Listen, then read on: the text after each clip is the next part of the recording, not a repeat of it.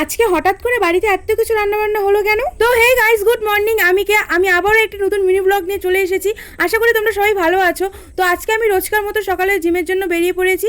আর আজকে শুধু আমি একা নয়, আমার সাথে মেহেরও যাচ্ছে। আজকে আর আমি এক্সট্রা কোনো ব্যাগ ক্যারি করিনি, একটা জলের বোতল আমি সেটা হাতেই নিয়েছি, কারণ তাড়াতাড়ি বাড়ি আসতে হবে। যাই হোক, জিমে গিয়ে কোনো রকম ভাবে টাইম ওয়েস্ট না করে আমার যা যা এক্সারসাইজ ছিল সবকিছু করে আমি তাড়াতাড়ি বাড়ি চলে এসেছিলাম। আর বাড়ি এসেই দেখছি মা আর জেম্মা মিলে কত কিছু রান্না শুরু করে দিয়েছে। এই যে ইলিশ মাছ, চিকেন আর এই চিংড়িটা দিয়ে পটল চিংড়ি করবে। যাই হোক, আমার আর এসব দেখে কাজ নেই, তাই আমি তাড়াতাড়ি করে স্নানটা সেরে এলাম। আর পুজো দিতে দিতে একটা আজব জিনিস চোখে পড়লো। এই ফুলটা একটু অদ্ভুত না, কিন্তু দেখতে খুব সুন্দর লাগছে। আচ্ছা, যাদের জন্য এত কিছু আয়োজন করা হয়েছে তারা তাহলে শেষমেশ চলেই এলো। আমাদের বাড়ি আজকে এসেছে দিদি আর মেসোমশাই। মেসোমশাই বলতে দিদির শ্বশুরমশাই। দিদি এবারে এসে কিছুদিন থাকবে বলে মেসোমশাই দিদিকে রাখতে এসেছিল। আর দিদি এসে নিয়ে আমাকে কাজে লাগিয়ে দিয়েছে। এই যে এত বড় একটা ব্যাগ সাথে সাথে আমার হাতে ধরিয়ে দিল। আমরা সবাই একসাথে বসে সকালের খাবারটা খেয়েছি, আর খেতে খেতে এত সুন্দর একটা ভিউ আমার চোখে পড়লো, তাই তোমাদের সাথে শেয়ার করলাম। আচ্ছা, আছে কিন্তু মেহেরের আমাদের বাড়ি লাঞ্চের নিমন্ত্রণ ছিল।